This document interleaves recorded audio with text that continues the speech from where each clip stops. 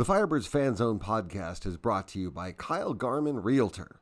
Whether you're buying or selling, whether for your forever home or that quiet desert vacation getaway, Kyle Garman and the team at Keller Williams have the experience and skill to make the process simple and convenient.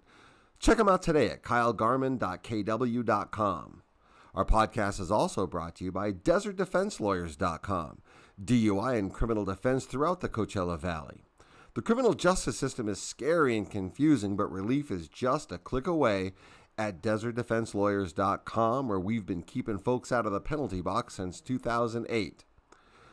The Coachella Valley Firebirds are bringing the Valley closer together, and the Firebirds Fan Zone podcast is your weekly dose of everything Firebirds. If you have suggestions for guests or questions you'd like answered or anything you want to add, be sure to leave them in the comments. If you like what you hear, please remember to hit that like button for this episode and be sure to subscribe. So if you're ready, here we go. Let's get into it. 3, 2, 1.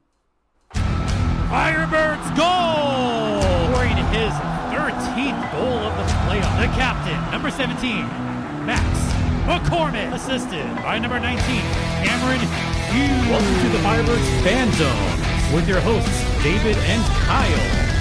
Wow, that's pretty good. That's pretty funny. How was your holiday? It was good. I'll tell you about it. Did you actually guys do Christmas? We did Christmas. All right, but we should start the show right now. We should start the show if you want to. The show. You want to? We're starting the show right now. We are. And this is how we start the show. Hey, guys. This is number 16, right? Doesn't matter. It doesn't matter, but it does. So here's the thing. This is a very special one. It's just you and me It's just today. you and me, boss. But it's not just you and me today. No. Because we're going to be looking back on some very cool moments. Yeah. We're going to talk, one of the questions we get is, how did this whole thing come about? So we're going to talk about that. But first things first. First things first. What a great year this has been, huh? It's been a good year. It's been fun. It's been a fun year. It's been a blast doing this. And the year's only 15 weeks long or 16 or whatever this is. For us. For us. But yeah, not having the third chair is a little weird. So, guys, thank you so much for, I think, now 17 shows deep, and everybody's been paying attention, and we're seeing the likes. So yeah, thank you for the continuous support. We're looking to do some bigger and better things 2024. We got some surprises. So thank you. And they're going to be surprised even to us because we don't know what they are yet. No, but I feel like we're on the cusp. We're on the cusp. We're right there. We're so close. Feels good. We're so close. It feels good. All right, so I'm going to ask you a question. Here's my question, right? This is interesting. It's weird not having the buffer. It's good. You guys just go with it. Go with it. We're good. I know. Just go with it. Okay. So one of the questions that everybody asks once they kind of figure out what this whole silly project is that we're doing is, how did it come about? How did it happen? How did you guys do this? Tell the story, man. How did this whole thing happen? It's a great question. How did the Fan Zone come to be? Yeah. I think what happened was, after the postseason had wore off, right? So it was after the Calder Cup. We're in, season's over, and everybody went to their corners. But to sulk. Yeah, I think a little bit. We were rejoice. We were stunned for a couple days, but it was really neat to reflect on the memorabilia, the rally rags, the outfits. We dressed up a lot. Everybody did.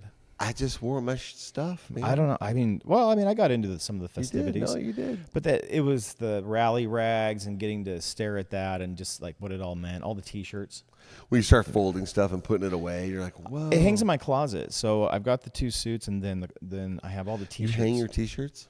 I have them all. You're a T-shirt hanger? I am. I'm a T-shirt hanger. You're not a folder? Not? No, I'm. You're a folder? I'm a folder. Okay. Well, truth be told, I have a magic basket at home. Oh, I've heard of so these. I have nothing to do with it. I just throw my stuff in the basket, in the hamper. Okay. And a couple days later, it's folded back in the drawer. But and it's I don't folded, ask not questions. hanging. Okay. It's not my union. It's none of my business. All right. Well, mine, I am of the hanging method. I like to see what I'm getting after in the morning. I stand there and just kind of determine that helps me gauge what kind of day it's going to be. Okay. Like what color and what I think pattern? so. Yeah. You? How do you decide? Is it just what's in Depends front on of what you? I wore yesterday. Because sometimes it's the same outfit. Or do you just sniff and go, yeah, this will work? Yes, this smells clean enough. This will work. All right, so I know you were regaling in the season after the season. Then what? And then I started thinking about how much fun you and I have talking about it. And I thought how neat it would be to get the perspective of some of the players, maybe the people that work there. I mean, you and I, again, had fun. Everybody had a great time. It was a ride for anybody who's just a sports enthusiast. But Yeah. I thought, how cool would it be to have like a pod? I've always wanted to do a podcast. Yeah. You know, I've always wanted to have a show where you could just talk about whatever. And that's when I decided I think this would be a fun idea.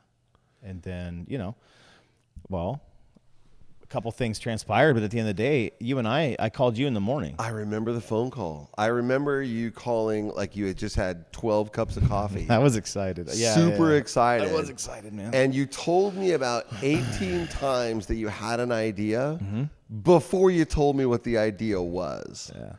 And you really did a great job of building up the suspense. Thanks, man. And when you said podcast, Yeah. I'm like, Yeah. fuck, no brainer, let's do it. So what? And then I had no clue how to do it. I mean, but neither did I. Well, Like, I knew what I was doing. I just had a concept, and I thought, how fun would it be? And you're like, yes. I remember that morning because I was really excited. I'm like, it made a lot of sense for you and I to sit down together and interview some people because we just talk and ask a lot of questions anyway. Yeah. So why not kind of fill that void?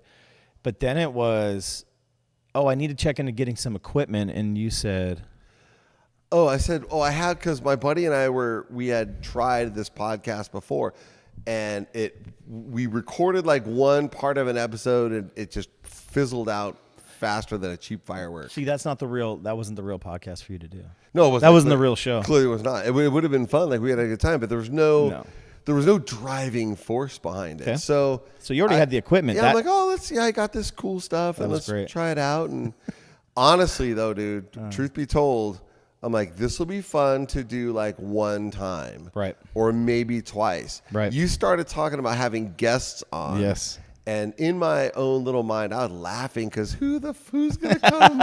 Who's gonna come sit with a couple of nerds? I know. And talk about this. Right. Like, who would really want to do that? And then you had, first of all, he's an ideas man, right? Ideas man. Remember, he's like, feed mayo to the tuna fish so it's already moist when you I'm eat an it. idea guy. I'm an idea guy. But he says, I think I could get Jason Hernandez. Yeah. Get the fuck out of here. No, it was real. You're never gonna get Jason Hernandez. Absolutely. Really? Yep. You go, you're like, I know him. I'm like, well, you met him one time. You don't know him. I got the guy. I got the hookup. I know. Dude. We can do it. Calls me up. Hey, Jason's in. We got Jason. And that's when I kind of went, oh, no. What did we do? Because you said yes. No, I said yes. And I know you're going to honor your commitments, but you didn't really realize what you're saying yes to, I think. know I didn't. I thought I was saying yes to an idea we could talk about whatever happened to that idea later on. I didn't think, It didn't take long, So you did said it? Jason was coming. Yeah. I'm like, oh, Yeah.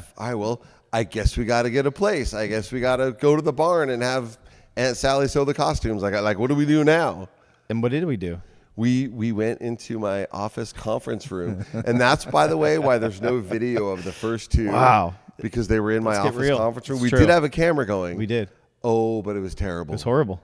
It was, It was so you know bad. what? But the interviews were the best. It was just we were learning. Let's show them a clip of what that first one All right. would have looked like. Check this out, dude. Check this out. Watch. I know that it's taken some time to get to where it is today. Even from the time that I've been here and folks that I've interacted with, the Valley's different. And it's changed in the last just 5 years, 6 years. And so I was curious if you made a trip over here, if you were familiar with the Coachella Valley before you showed up. I was, because I'm out here often enough anyway for a plethora of other reasons.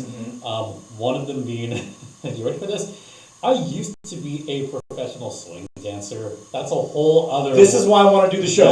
This is why I want to do the show. This is a whole other life ago. I love this. Hold on. It may be a life ago. It's what we're talking about now. You professional swing dancer. I thought you were going to go somewhere else with that, so I'm glad you said that. I know, dancer, yeah. Yeah. Swing dancer. Okay. Yeah. So the zoot suits and everything. How long did you do that?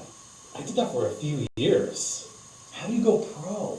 Yeah, what does that even mean? You get like a Yeah. sponsor on the back of your jacket, your hat, or what? Okay, so long story short, I started off just swing dancing at little places out in Whittier, out in LA. One of the places called The Derby. which is no longer around.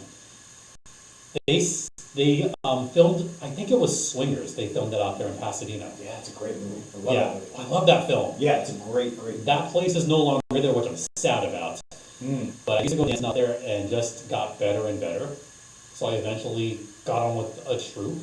Okay, yep. And started doing it professionally for a few years. That's awesome. Got to do fairs. You got paid. Yeah. You got paid to dance.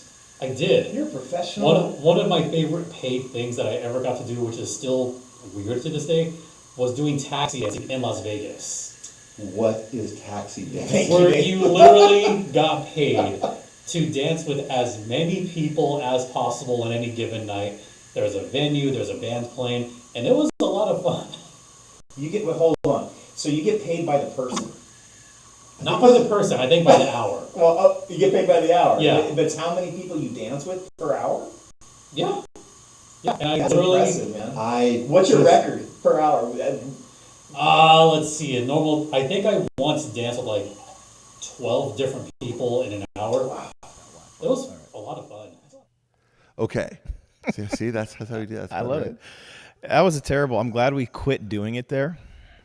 Yeah, I was not a super fan so of how bad. it was shot, but it was the intentionality was there, and actually, that's when I knew when we did Jason's interview and we were just kind of Mickey Mousing this thing. You know, we had Jackson, my nephew, help us produce the first few episodes, and he got us set up and got all this equipment going for us, and then. But it was the first interview when we actually sat and did it because we didn't rehearse anything. No. We didn't really say, okay, dude, this is how you're going to go. This is how I'm going to go. This is what we're going to do. Remember the first one you came in with a bunch of notes and you're all prepared? I'm like, I thought I was like, doing where's your something. notes? I'm like, I don't know. I thought I was doing something, and then I went, okay, so we're not okay, and I ditched him. Yeah, and ditched him. it's been great ever since. Yeah, but it was after that first interview when I went, that was a good interview, and man, we didn't get in each other's way. No, I do remember afterwards going, okay, that's cool. Who's going to edit it? We don't have an intro. What do we do now? Yeah, and then it just all kind of came together. Yeah, we didn't have anything, and there was nothing really thought out. No, that that's sounds so funny terrible, but it's true. There was nothing thought out about this totally, in the beginning. We wild winged it, man. We it was. Oh, we need to do this next. Oh, we need to do this next. And what was? Wait, do you remember how we got the intro?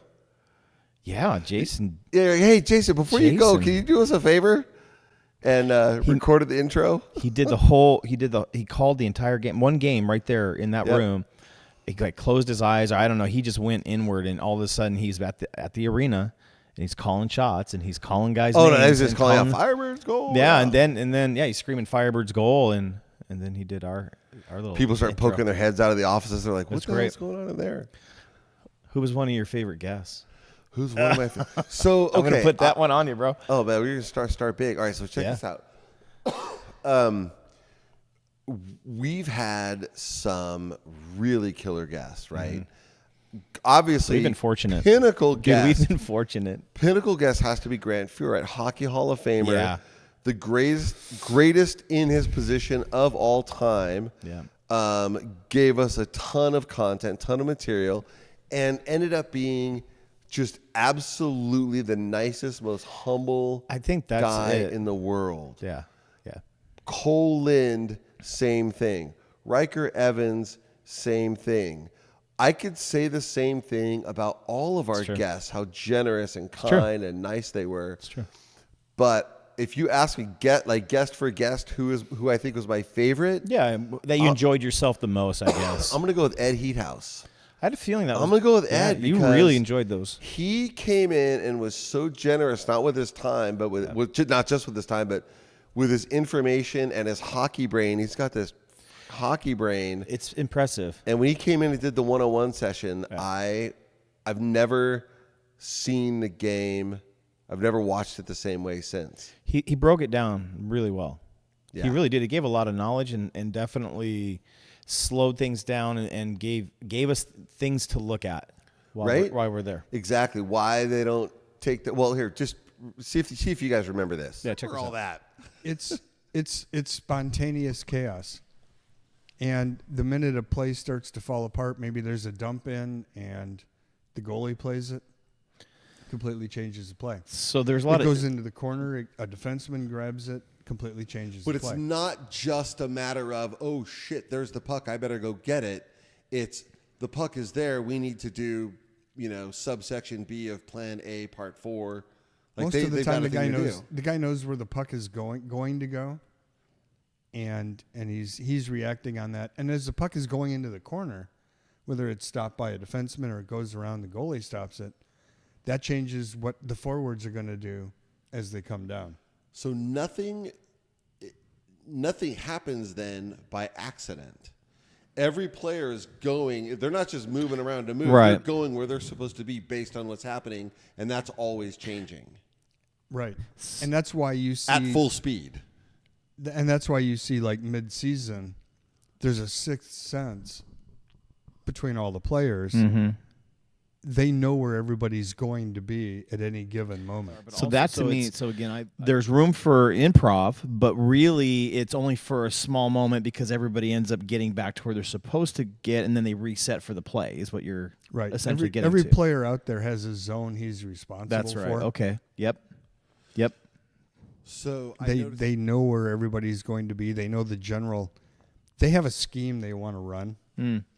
The Firebirds run the Kraken system, and they're always looking for the big cross ice pass between the two lower face-off dots. They're always looking for that high quality shot, and as a result, there's an old the Russians changed the game by skating circles all the time. The old North American game, guys would just stand and wait for the puck to come to them. Really? The Russians would skate circles and skate rings. That's how I learned it. Never stop skating, always skate circles. Right. Keep And when moving, Herb keep moving. Brooks taught the 1980 Olympic team, he was like, circle, circle, circle, keep moving. But don't circle just a circle, which on the surface sounds really absurd. Mm-hmm. But the bottom line was constant motion makes it hard for a defender to stay on you. He That's doesn't right. know where you're going. You know where you're going. And that's Now they've same got as- plays and they're doing their thing, and they're at some point now to the casual observer, to the regular observer, it's like, well, you're in there. There's the goalie. There's the puck. Take the shot. Which Just shoot it. Just shoot take it. the shot, Rob Kelly. Take the shot. Shoot it. But obviously, what you just said, the Kraken style is to do the pass across in front of the goalie, between below the dots, meaning between the dots and the goalie. The goal, is that goaltender? I don't want to be offensive. No, Okay. you tendy, goalie. Someone corrected idiot. me once and I felt bad. I think it was you. No, so but that is a dangerous pass because it's not open country. There's defenders there, and it seems while high potential for a score, because I think what you told us before was that creates a 70% chance of success. It's a low percentage shot for a high percentage. It's a low percentage pass for a high percentage shot. But isn't there a high percentage for turnover then? Uh-huh. And that's worth the risk. Beats the heck out of a shot that's not going to ever go in. See, I didn't. My brain doesn't think And like that. you said something last time you were here that I thought was really interesting, and so I started watching this, especially the last game, catching guys out of position. Because you said they move in a certain way. They kind of in front of the goaltender there. They're trying to like protect. To draw them out. It's to draw them out, and once we catch them out of position, then we can take the shot. And That's when things happen, is when guys get out of position. And that's part of really what's going on. Is part of the goal is to get the defender out of position, so then when we take the shot, we got a better chance. Right. So we have to constantly move that puck. So you see, Yeah. he was like you made it make sense. Yeah, and you see how like the boxes move in front of the goalie with the defense, and they're trying to stay in their four little corners Yeah, and exactly. all that stuff, and it just stands out. And especially like when you broke down how they want to score. Yes. So when they're setting it up, I've started yelling, "Set it up." I know. I heard you. I think I heard you on TV once yell it too. Yeah, Yes, perfect. Because I'm just like, I know what they're doing now. So I'm like, okay. It's like running a football player, basketball. Like they're boom, boom, boom, and then fire. You could tell who great. in the crowd, and no, because some guys are like, take a shot, take a shot. take Other a guys, shot. set it up, move forward, get Yeah. set. Like, you know who's strategizing. I feel like I'm not an aficionado yet, but we're definitely getting to a place where when I'm seeing what's happening, you're going, okay. I know So what they're now, doing. can you who? Shane Wright and Andrew Podorowski, Pork Chop. Mm-hmm. Those two guys. When I see them coming down on the forecheck, I can now just watch, because it doesn't appear like they have anything to do with what anybody else is doing. They're just playing hide and go seek and just getting where they need to be. Right, they get behind the Yeah, net. Cole and they'll Lynn come does back. the same thing. Yeah, he's sneaky. Yeah. You're right. And on defense, Cale Fleury. Dude, Cale Fleury, he's that busy. guy is a little tunnel man, dude. He digs a little tunnel and comes up on the other end. He's He's good. like Bugs Bunny out there. He's good. Yeah, I think one of the interviews that we did when Riker was talking about all of that stuff and playing defense, when he was telling us about how they're like the quarterbacks. They control pace. Control the time, yeah. I'm like, oh, I had no idea. That was one of my ahas. Yeah, You were just told this is what you're going to do. that and like you got to take care of your net. You're not letting anyone else score. I like that. Other than the goalie, but like you're kind of controlling everything. That's right. Especially like all the defense. We're kind of like the quarterbacks in a sense. So you control what goes on, how fast the game goes. Ooh. Okay, can we explore that? Because I didn't know a lot about hockey, much like a lot of people who are watching this. I kind of represent that newer fan base. I didn't really get to know. So you're saying the defensemen control a little like the tempo? We do, yeah, because, I mean, you see pucks getting flipped in the neutral zone or breakouts. Yep. I mean, we could hold the puck, and they call it ragging it. Ragging So, like, it? Yeah, so like Nice. we slow it down. Okay. And like most times you want to play fast. Mm-hmm. So we're trying to get up into the forwards' hands as quick as possible. Nice. So, I mean, we could slow the game down if we want. Or you can speed it up. Exactly. What would be a Dude. reason to slow it down? I mean, if they're changing, your forwards are tired. Got it. Okay. Sometimes the systems, they want you to be a bit slower. So it all really depends. Okay, and then, but I mean, from what our eye has seen, I mean, you guys played pretty fast. Yeah, exactly. That's how we want to play. Is that Disco's sort of mentality? Was he preaching that, like, last season? This is who we're going to be. Yeah, that's kind of our team identity is playing fast. Well, you do it. You definitely do. Yeah, you guys nailed it For sure. Well done. Nice execution. For sure. My brain went inward, outward, turned itself around, and was like, okay, now I'm seeing the game different. And you know how, like, it's more and more lately, you'll see the defenseman take the puck behind the net, let everybody get set up, and if they wait too long, people start booing. I mean, I get it. You want to see some action, but, they're out there playing chess, man, not checkers. That's right. It's 3 periods. of 3 that. periods. It's Hopefully just. exhausting. Right? What was a moment that you found to be really like hilarious that caught you off guard? Oh, it's when you asked Riker Evans the best sign. What was the best sign? His response? Yeah. His response was ridiculous. Just deadpan. Just okay. He thought about it too. He thought about it. And then it was your wife's sign from last year. Yeah. Dude, watch this. Watch. So He good. does, yeah. That's the best part. That is the best part. Yeah. You got to be able to back it up. So Always. you can't really hear what we're saying. We can't hear what you're saying, but we can get the gist of it, especially when the gloves come off. But especially during warm-ups, right? You come out and there's signs all over the arena. Can you see it? Do you guys acknowledge, see them? I know there's one particular on the other side.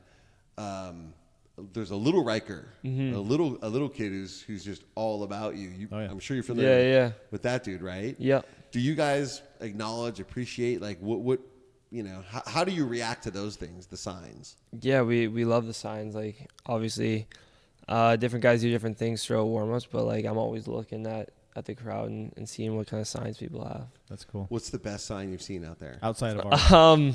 He won't know what ours are. You might. I've seen there was one last year, might have been playoffs. It was about Eddie. You're my wife's hall pass. That's him. And That was unbelievable. that's her. Was that your guy? That's him. Yeah. Oh my God. That was unbelievable. Yeah, there you go. That was the best sign I've ever seen. It at was that. so I love funny. this show. I love It this show, was so man. funny. Dave, I told you, man, you had impact. I love Yeah, it. that was good. That was unbelievable. She's in the room, so you know she's turning red right now. Red right now. 100%. That was unbelievable. Yeah, we thought that was pretty strong. That was good. Oh, I love that. All right. That was great. Oh, what did And you know what's funny about that clip is I think Cole had a very similar response. Same thing. He really and why didn't you let me ask Matt? I did. I was waiting for you to. Oh, because I was waiting for you to ask. Serious? That. Yes, I was waiting. I'm like, come on, I remember man. we were sitting in there, and I was getting ready to, and I kind of felt like the sense like you're like, no, man, don't do it. So I held off. I wish you did. All right. I backed up. So hopefully he doesn't watch this, and we'll ask him at our next time we're with him, which I can't talk about right now. Right? Which I can't talk about right now. What was your... May or may not, allegedly. I know. Well, we can't do it in January for a particular reason, but February maybe we'll get it on. That'd be perfect. So, well, first of all, who was your favorite guest? Well, I don't want to say favorite because it's not fair. They're all our favorite guests. I really liked, I think one that I really enjoyed was Tim O'Brien. I mean, I love I love the boys. I loved. I mean, they're all great. I can take. Yep. As I'm talking over myself, we learned so much from these guys. And the thing about Tim's that I really enjoyed was, that's always been a unique job, and I always thought it was unique and it'd be fun. Yeah. And to talk to somebody who's like, I was in New York and I was doing it at the Madison Square Garden and I was working my way up, and I just said yes. Exactly. Remember that? I'm like, wait, what? Yeah. Only the biggest venue in, indoor sports. And he's hype man. He's doing his job, and then he's on TV. Yeah. I always thought that was very fascinating. Of course, he has a lot of energy, but that was a good one. I thought that was really interesting for me. In-game arena host. In-game arena host. Yes. So I'm the one that does all the games and facilitates the games on the ice and the trivia in the stands. Firebird fans scream, make some noise. That's me. You see, you're all mellow when you say it now. There's a tagline. Yeah. I've never seen that job posting on Indeed. So how does someone get that job? Yeah, so I've done it in the past. I'm born and raised in New Jersey. Through my journeys, I worked at Madison Square Garden for 6 years. Did this with the Rangers and the Knicks. No way. Yeah, I was a producer for MSG also, and then started kind of working my way in front of the camera. You're big time. Yeah, well, yeah, I mean, for that arena, yeah, for sure. That's awesome. And then when I moved out here for my full-time gig, I saw that it was posted, and I just reached out. Wait, go back to Madison. How do you get the job in Madison Square Garden? So, no different than the promo crew with the Firebirds. There was something there called the Blue Crew. The Blue Crew? Yeah, I was out of school, fresh out of school, went to, appreciate that, went and just applied, said, hey, this would be cool. I mean, I'm a huge Ranger fan. How old were you when you did that? I started at 25. Did that for 6 years. Don't mind me. I'm just going to do a little in-game adjustment. I love that. Does that sound better there? Are we good? Yeah. Good. All right. So started at 25, part of the Blue Crew, throwing T-shirts, hyping up the crowd. Okay. And, slowly, I've always wanted to be on air, whether it was TV, radio, whatever the case may have been, whatever came first. How old were you when you knew that that's what you wanted to do? Oh, shoot, 10 years old. Always wanted to be in sports broadcasting. That's okay. Because everybody who sat in that chair so far has echoed everything that you're saying in the sense of they've been around a while. And also the other thing is the thing that you're doing is the thing that you've been wanting to do since you were younger. Yeah. Everybody that sat in that chair so far, they said at an early age, this is what I wanted to do. Yep. And it's so fun to sit here. We're so fortunate because again, we're two guys out of 10,000 that get to have this conversation with you guys, and that's the reason for this show is to peel that curtain back. And it's so neat to sit here and every single person, and that's why we love doing it, is because we get to hear that from you guys. And we don't know, that's why we're doing the show, but everybody's like, since I was 8, since I was 10, since I was 12, 14. The players, since I was 2. Yeah, this is what I wanted to accomplish. I mean, even Jason. I mean, I think that there was a point where he said, "Yeah, I think that this is just what I wanted to do. I want to be an announcer." I had a lot of fun with him because I had I knew what he did, but I had no idea how he did it and what all the choreography behind it all. Yeah, there's a lot more work to it than people think. For sure. Yeah, for sure. That's definitely one of those takeaways, and you're like, okay, and it's a passion job. All right. How about you? Well, I already told me mine, but your best moment. What was your moment? Oh. Best moment. Oh, I have a couple of them. So Billy Rodriguez from Silvercrest, when we were interviewing him, we didn't know him, hadn't talked to him, just some emails back and forth. And of course, you know me, dude. Yeah, I know. He's sitting in his chair, and we start peeling back the onion, talking about the business side of it. And all of a sudden, he became very emotional. Yeah. He did it a couple times. He did it twice. After telling us he doesn't get emotional. Right. That was the best part. The moment, I'm not a crier, my husband is. And I think we were about 5 to 10 minutes in, and boom, you see it happen. Like Brian, I feel like Brian Gumble, you're going to cry. You're going to cry. I'm Oprah. You're going to cry. I'm Oprah. Yeah, you're crying. New York in general kind of primed me for just regular general life. Like, I grew up in a pretty standard, life growing up. So going there and kind of the hustle and bustle and the rush and make sure you keep your edge and be ahead of everybody, always lean forward. I always tell people when I met with resistance, I respond with greater force. And that's a trait I learned in New York. Like, just keep going and keep pushing and do it harder and harder until you accomplish what you were trying to accomplish. So, well, clearly that happened. You've got your name on the inside of the rink. Well, and on this vest. On your vest and everywhere else. Yeah. Because that's having your name. How good does that feel to see that up there? I mean, there you are. You got to make all these decisions early on in life. You're trying to live out your dream in New York. It's not quite getting there, and yet you're creating this mental toughness.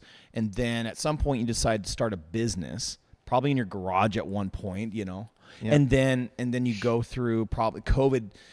Clearly, it derailed a lot of businesses. Now, obviously, you said you worked from home before COVID, so you knew how to adapt. Yeah, we were really lucky with COVID. Lucky, I don't know if anyone was lucky, but we were fortunate in that we had no layoffs, we had no salary reductions, we had no benefit reductions. Everything was status quo. And a lot of the agencies that were servicing the clients that we were working with as well, they didn't know how to work from home.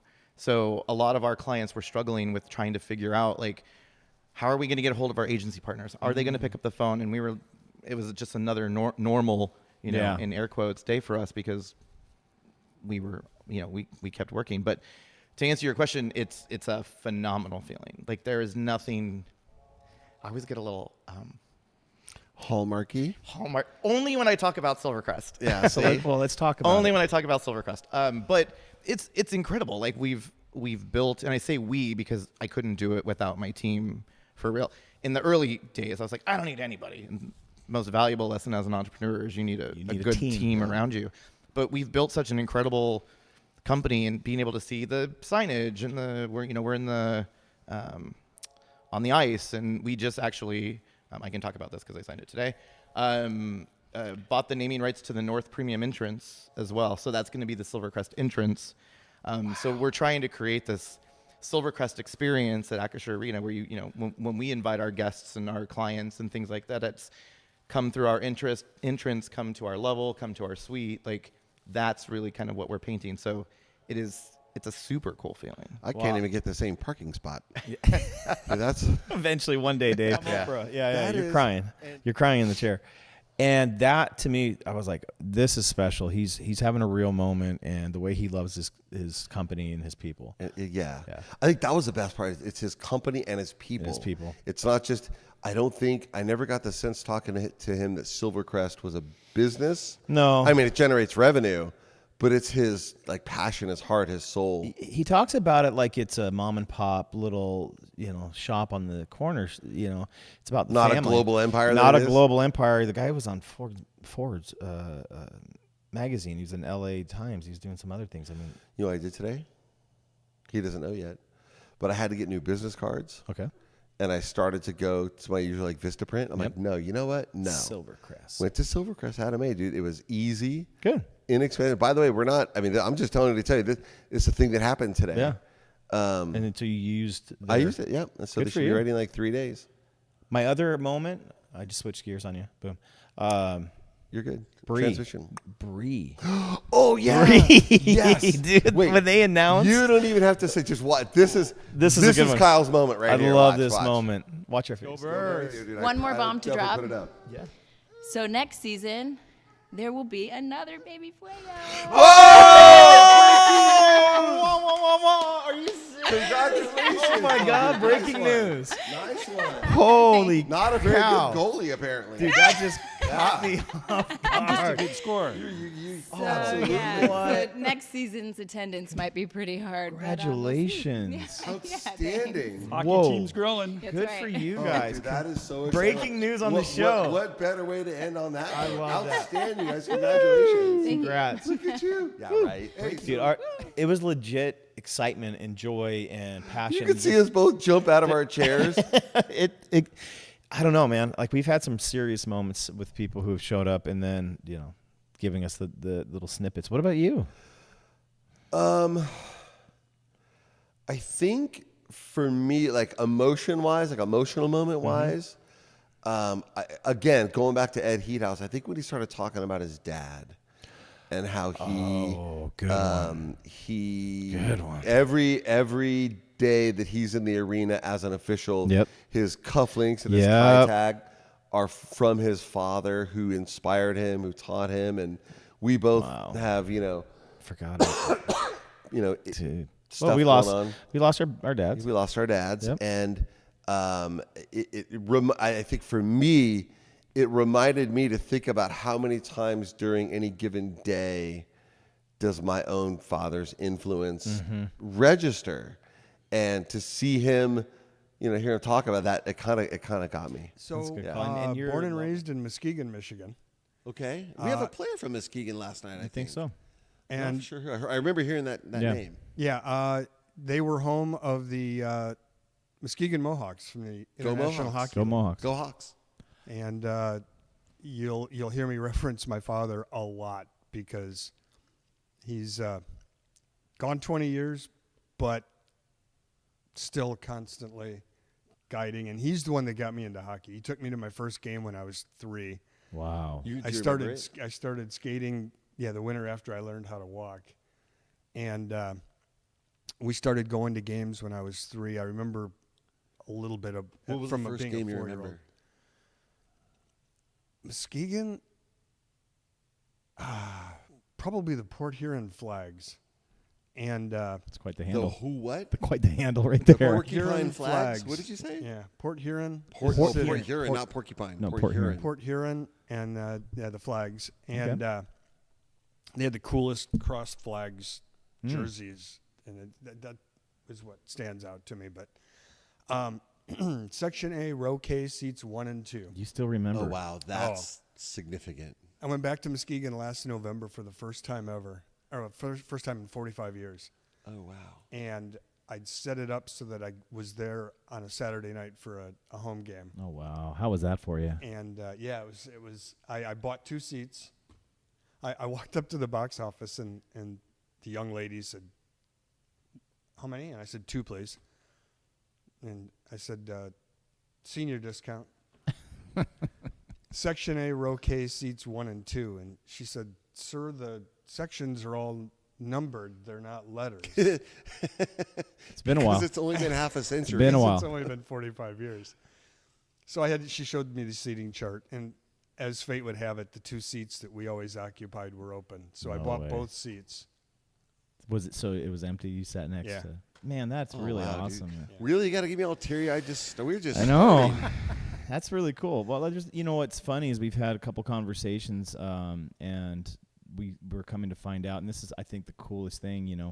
When the dads are pouring into their sons and having those moments, and daughters, obviously, so it doesn't matter.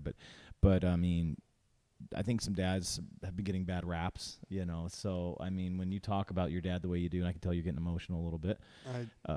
I think that's great. I think that's so cool. Those little moments. I think that's what sports does for people too. It brings parents and kids together. Yeah, So he was my biggest fan, and it didn't matter how big the arena was that we were playing in. I could always spot him coming out of the tunnel. Could you hear him? Because my son played a lot of sports, and no matter what sport he played, he could always hear my voice because my voice carries. But could you hear your dad? Was he one of those guys that would cheer for you and get loud? I guess so, but I couldn't. I was couldn't pick generally Well, you had a too far goalie away. helmet on, so you probably couldn't hear anything. I was a little too far away. No, okay, yeah. All right, so you're a tot. You're learning to skate. You're with your dad. So, yep, played youth hockey growing up. You're a goalie, right? Yeah, goaltender. Well, Dad made me skate out the first year and made me play defense. Wanted me to understand the ice, understand the people's Very roles smart. before he let me back into the net. Plus, he wanted the skating skills to be there. Did your dad play? Yeah, but not professionally. Okay. But yeah, he had plenty of experience. And so 1 year on defense and then back in between the pipes, and I've been there ever since. Haven't skated since COVID. And remember when I used to have little side note on that. If you look at my cuffs, I bought French cuffs. I notice you always rock the cufflinks. Yeah, you got style, man. The cufflinks and the tie tack with my initials on it were my dad's that he left wow, for me. dude. So I bring Dad to every single game. Dude. And I didn't realize you're going to bring this much heart onto the show, man. know, right? This is like, because I don't have to go to commercial. Do we have commercials? Is that a thing? No, not yet. Well, because I mean, I get in those moments. My dad passed about 3.5 years ago. And, there's these little moments of life, and there's these things that you do. You kind of, you take them with you. And I don't care how old you get. I don't care what phase of life you lose a parent, but especially, when you're close and you have that awesome relationship. And I had a great relationship with my dad. It's so cool to bring those little things along. That's so meaningful. Well, since we're talking about dads, I lost mine in 2017. Oh, man. And he was, my mom died when I was like 6, so he was my everything for my entire life. Wow. He came to every single sporting event, every single thing there was to come to, he was there. Yeah. But in my 20s, in the early 90s, when I just figured out, hey, my buddies, let's play hockey. There's some guys giving lessons, we'll try. He came to midnight practices at Pickwick just to watch us practice. That's awesome. Never missed a game. That's so awesome. when you were telling that story earlier, I was just trying to, keep it down. But, since we're talking about it, let's talk about it. Since people are listening, let's go hug your dad, man. Yeah, love on him. Go, love or on your him. mom, whoever. Just go say thank you. I that's a agree. good one. Yeah, I know. That was That's a good one. Good one. I forgot about that. That was a good moment. Yeah. How about, I was going to ask you what the most unexpected moment was, but it's got to be Bree. Yeah, it's got to be Breeze. Rudolph, right? Yeah, it's them. I think also another memorable moment. I think it's when Cole was talking about the locker room and letting us in on some of the pranks and like what's going on. Yeah. Recent when he gets on Riker a little bit. Oh, with the tape measure. About Riker not being able to read a tape measure. Yeah, I mean that. So I want to get him back. That's great. So is there something that you can share with us then? I guess a little nugget. Actually, I've got some fresh stuff off the register. Oh, let's go. Let's do it. I dare you. Forget the other Yeah, subject. we'll come back. Let's spill some tea. Let's go. Yeah, just a little bit because he gets tripped enough for his barbecuing. But he's roommates with Luke Henman, and the other day Henny was going to buy blackout blinds for his bedroom and forgot to measure how wide the frame of his window was, of course. So he had Riker, who was at home, go grab the measuring tape and try to measure the frame of his windows. And lo and behold, Riker doesn't know how to read a measuring tape. No kidding. So was it too short, too small? He sent Henny. He was like, I have no idea how to read this thing. And then he said, I think it's 3 feet 46 inches. No way. Oh, shoot. So, yeah, that's it takes a special breed. Dude, that's so good. Well, I mean, being a handyman's tough. Measuring tapes are hard, especially if you're here in the States. It could be. Did he have a hard time opening it? Was that a star like that? I hope to God he didn't. Obviously, I wasn't there, but I love it. Well, it's the little things in life, and you learn. Like barbecuing. I mean, it seems easy enough, but or charbecuing in his case. Yeah, but I love that. That's great. Yeah. I mean, and it happens in real time. Yeah. And it's happening on the show in real time. Yeah. I think that's fun. I was just bummed that Riker wasn't here on his birthday because I made a sign for him. Oh, yeah. that said "Happy Birthday, Riker," Signs. and then it was a tape measure with an arrow pointing at 22, and it said, "You are this many," knowing that he couldn't read it. But he wasn't here to see it, so it totally went to waste. That was good. Totally went to waste. There How you about go. this? How about when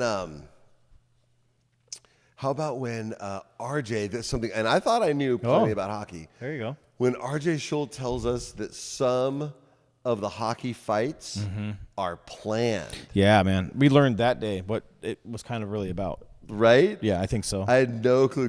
See if you guys remember this. You guys remember this? What position did you play? I was defense for the most part. Towards the later part of my career, as I played a little. He's a tree. Yeah, and what was your specialty? I was a fighter. All right, that's okay. Yeah. All right, so tell us about that a little bit. Yeah. Coming out of high school, I went to a couple tryouts, and I was told, hey, if you want to make it, you're gonna have to fight. And you were told that in college? No, and juniors. Oh, in juniors. Okay. So 18 years old, out of high school, really stepping into something I've never been a part of. My high school teams were real small. My senior year team, we were fairly competitive, played some good tournaments, but we went to a couple camps, and they're like, hey, you're going to have to fight if you want to make it. So let me ask you this, because I'm not familiar with hockey, and I'm learning the culture. So when they tell you have to fight, so did you have to learn how to fight? Did you know how to fight? Were you okay with fighting? How does that work? Kind of crazy, actually. It came natural to me, honestly. Okay. I don't really know how to explain it. I was never a fighter growing up. I was honestly growing up through elementary school, middle school, and first part of high school. I was a scrawny, skinny little kid. Okay. I was tall, but I was a beanpole. Uh-huh. So it just, that first fight happened, and every day I picture it. I can still remember everything vividly. Therapy might help. We can get you in touch with somebody. Yeah, right. But I remember I was 18. The kid I fought was 21. There was a little scuffle after the play. The kid looked at me, grabbed me, said, "We're going to go." I said, "Okay." Dropped it. I remember I got punched right below my eye, and my thought was, wow, that hurt. I don't want that to happen again. And I went to town. So you actually kind of maybe had a taste for it after that. Yeah, I'm not going to lie. I liked it. So were you like Ralphie in the Christmas story? You just took off on him now? I just went down and just took off, and I don't think I got punched the rest of that fight again. So awesome. Was that the start of your reputation? Did people know who they were? It was like in high school hockey and stuff. You wear the cages and the bubbles, and fights in that aren't really fights. But because my recollection is in high school level they penalize fights pretty fast. Yes. Yep.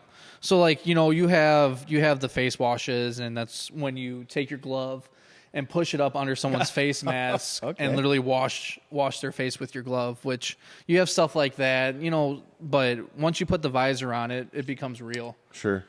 And that became your role. So I understand it's called the goon role. Is that I wasn't entirely the goon role. I was a decent enough defenseman to get solid playing minutes. Top two lines for most of my teams.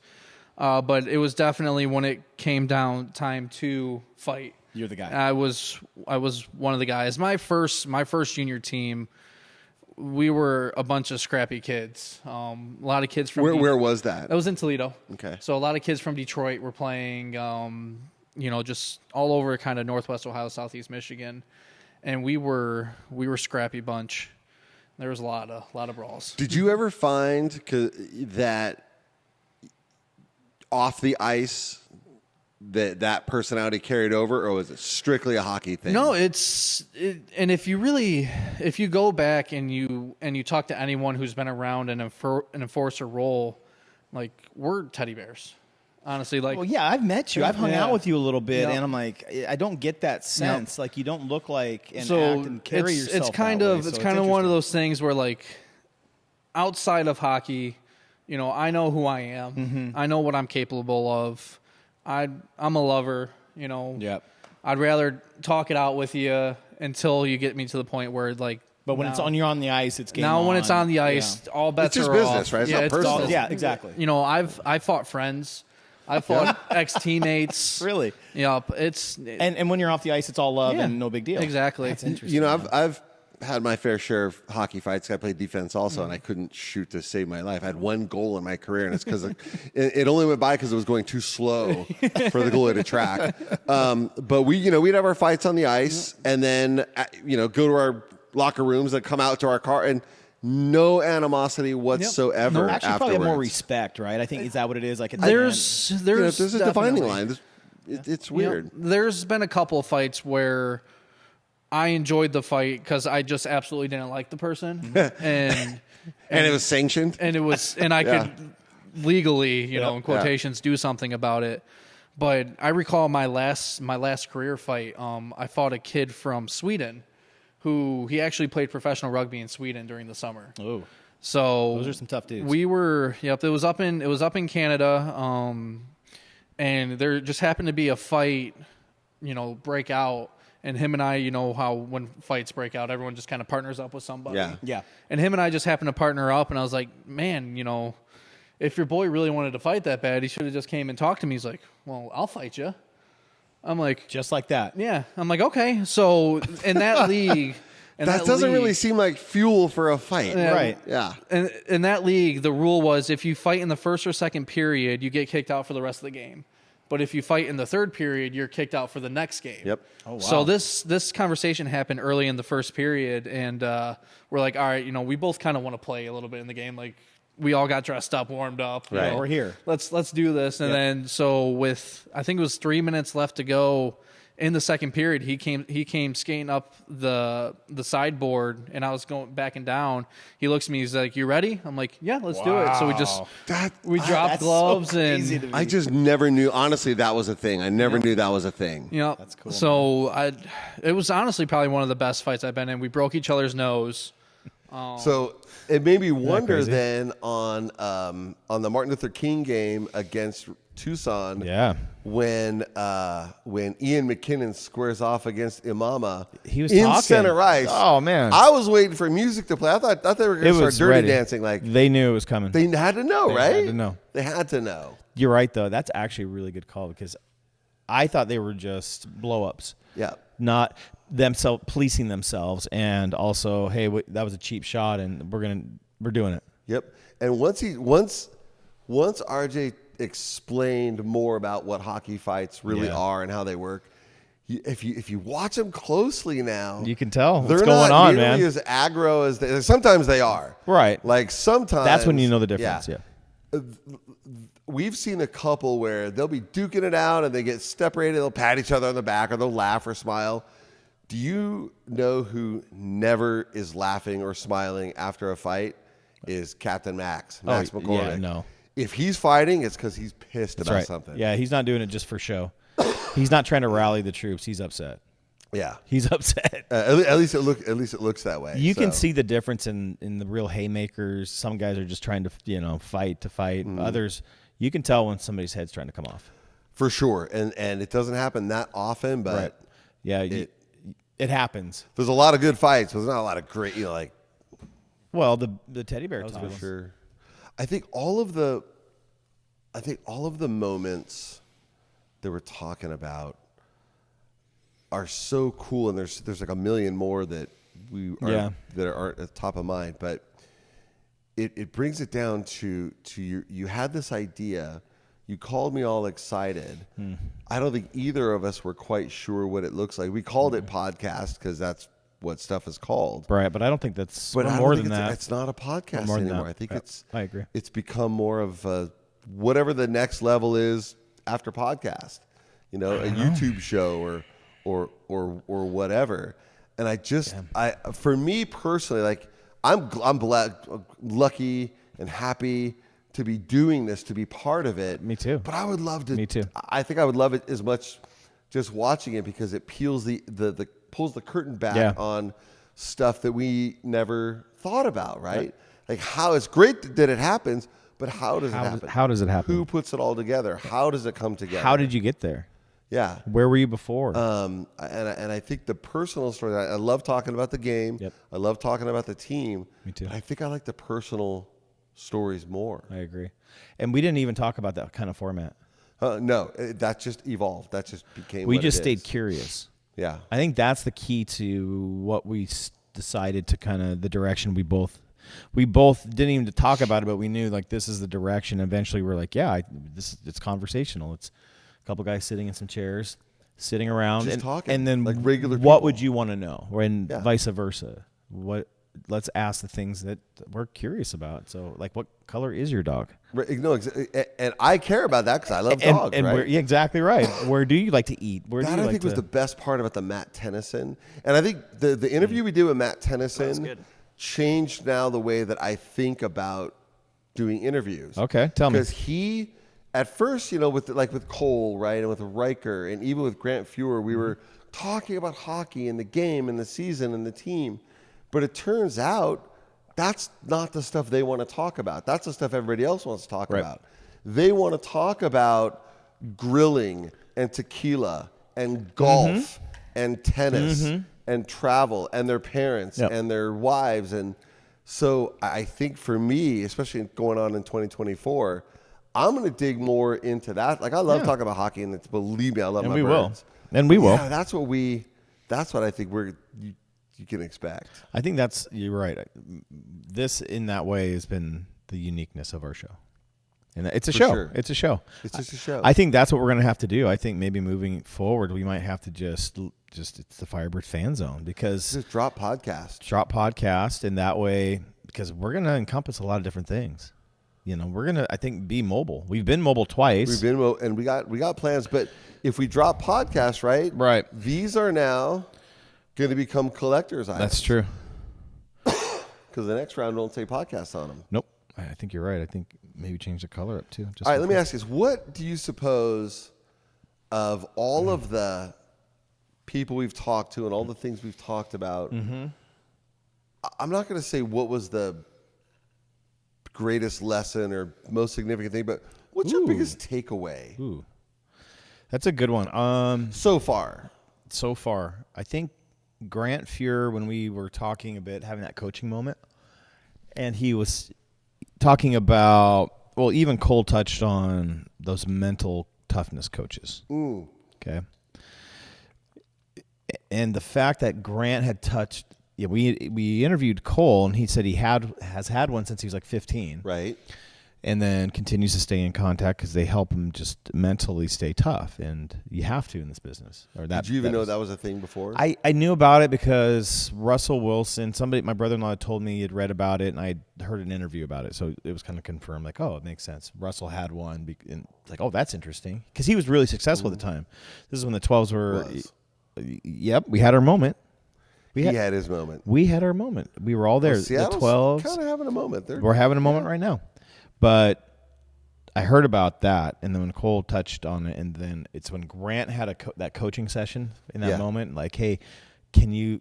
I keep forgetting to do this, but before you go to sleep, think of something positive. Yes, that's what sports psychology. I still study that. Really? Yeah, that's what I do on the planes. Have you always done that? Oh, probably the last 25 years. So it's just something I enjoy and just a habit. Trying to figure out why athletes think certain ways. What was that thing that Cole was talking about? A mental. So they have toughness coach. Yeah, they have mental. Yeah. Is that kind of what you're talking about? Yeah. So there's a couple of different guys that I've listened to a lot. Bob Rotella, who's really big in the golf world. Just some of his theories of why things happen, how athletes think. Another guy by the name of Jim Afremau. Same thing. He works for the San Francisco Giants. Just different ways and how of turning everything into a positive. Mm-hmm. Russell Wilson was like that too. I paid a lot of attention to him, obviously being from Seattle. So I was always curious why he was so successful in the way he was, because he's not a traditionally built QB. He's not a big QB. No, not at all. Especially coming in the league, it's just like. But he had this mental toughness. Yeah. But the funny part about the mental side of sport is if you tell somebody to do something simple, every night before you go to bed, the last thing you do, have one positive thought. It's amazing how hard it is for people to do that because your mind wanders. So it's hard to control the mind. Yeah. It's the 6 inches between the ears. It's the hardest muscle to train. I believe that. And That's fascinating. Were you able to capture it? Are you able to do that now? I'm able to do it now. It took a few years, but I'm Yeah. able to do it now. Yeah. And every night, do you think a positive thought before you go to sleep? Before I go to sleep. So can you coach me for a second? How do I do that? So when you finally go to bed, turn the TV off and such. Can you turn the mind off? I try to shut it down for sure. I try, but as you're trying to turn it off, try and think of all the positive that's happened during the day. Eliminate all the negative. Just think of all the good things. And sometimes people have to write it down. But you try and think of all the good things that have happened through the day. I think like and most people as you watching, do it, it'll get into a habit. So that's what it is. It's building the habit. Yeah. Because It's easy to think the negative stuff pops in easier than anything. Yeah. That's the one thing that naturally pops into your head. You can do one negative thing and 50 positive things. You'll think of the negative thing. That's right. That's the first thing that jumps into your head. Yep. So it's trying to reverse that thought process. Interesting. It's true. I mean, I try to go through on a daily and have reflective moments, and be positive and have those moments of gratefulness. Yeah. But I think the hardest part, because I'm one of those people, I'm wired in the way that I hate losing more than I like winning. Makes two of us. And, you do take the things that you didn't accomplish in that day probably exacerbate those probably more than they need to be, because, it's what automatically pops into the mind. Yeah. Because you're trying to figure out, okay, well, how do I fix that? Yes. Instead of taking the good and saying, okay, how do I build on that? So it's just a matter of trying to get your mind to focus on the positive side of it instead of trying to rehash the negative side. I'm glad that you shared that, because I think there's a lot of people listening and I feel watching. like it's hard to do. Are going to. It's harder than people think. Yeah. Yeah. I mean, it sounds really easy. And if you told people, okay, write down 10 positive, 10 negative, the negative would come right away. The positive, they'd have to sit and think about it, because you don't normally focus on the positive. Yeah, that's true. Let's try it tonight. I will. I'll try it tonight. tonight. I'm totally gonna. Yeah. And I'm glad that you shared that with me, because I think there's a lot of people watching and listening are gonna take from this. Works in sport, works in life. Yes. I'm going to tell my daughter. Honestly, I have yet to consciously stop my brain to think and do it. But it was cool when he gave us that little lesson. I thought that was really interesting. I also have not done. I don't even think that I think about it then. Right. By bedtime, all I can think about is, please let me get to sleep. Right. I'm gonna. Please let me fall asleep. I don't have a problem with that. I fall asleep pretty good, pretty fast. My wife can't figure out how I do it. Do you have a switch somewhere? Are you a I do. Are you a cyborg? Ask her. It's true. It's like somebody literally comes along and, good night. Speaking of your wife, can we talk about your wife for a second? Can we talk about yours? Yeah. I think collectively we can agree that our wives are our biggest fans for sure.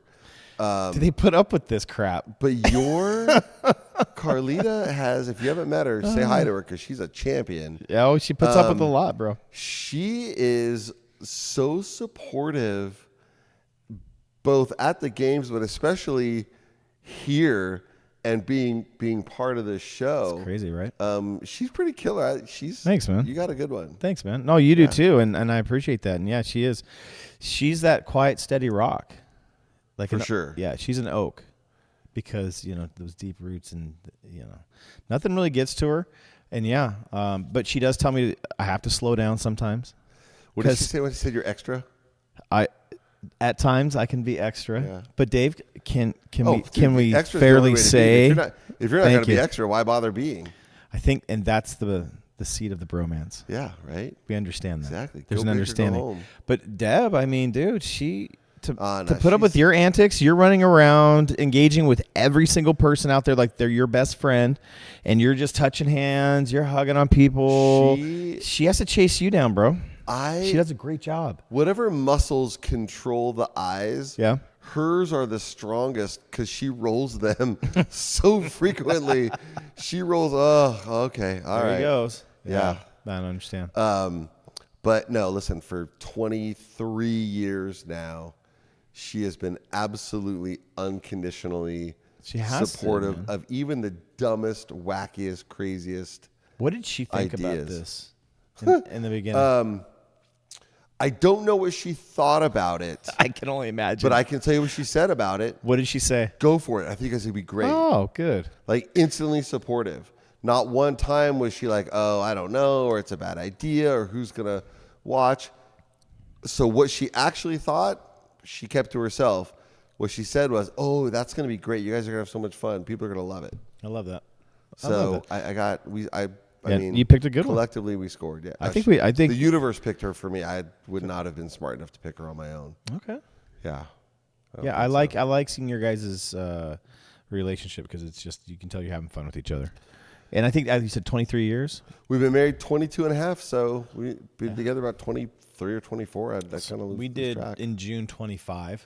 25. And that's the silver, right? We dated a couple years before then, so it's been a minute. And you're a young dude, man. That's youngish. Yeah, that's more than half your life. Yeah. That's a weird way to. That's a weird way to look at it. Right? It really is. Yeah. So we've done this a while, but that's why, when everybody's like, "Oh, how do you deal with him?" Sometimes she's like, "This is who he is." Yeah, she knew what she married. She bought her ticket. She knew what she was getting into. Oh yeah. There was previews. There was pamphlets. You gave her a chance to run. Right? I did. Yeah. I remember the pastor saying, "And do you?" The pastor said, "Are you sure? Are you sure? Are you sure?" Oh yeah, there was. Yeah. But no, I think for us to have spouses to put up with this, seriously, there's. Yeah. I think it's more of a thing where nobody else would have us. Agreed. So here we are. But we'd have each other now. We got each other now. There you go. For sure. All right, so we've asked all of these questions to all of the guests, but I want to ask you because I'm sure we've talked about it. Okay. But let's dig a little deeper just since we're here all right. acting all nice and whatnot. Yeah, we're doing really well. We're very pleasant. And then today as we record this is December 27th. Yeah. After January 1st, man. we are no longer talking about season 1, right? Unless it comes up in conversation, we're not bringing it up. All right. But December 18th, 2022. Yeah.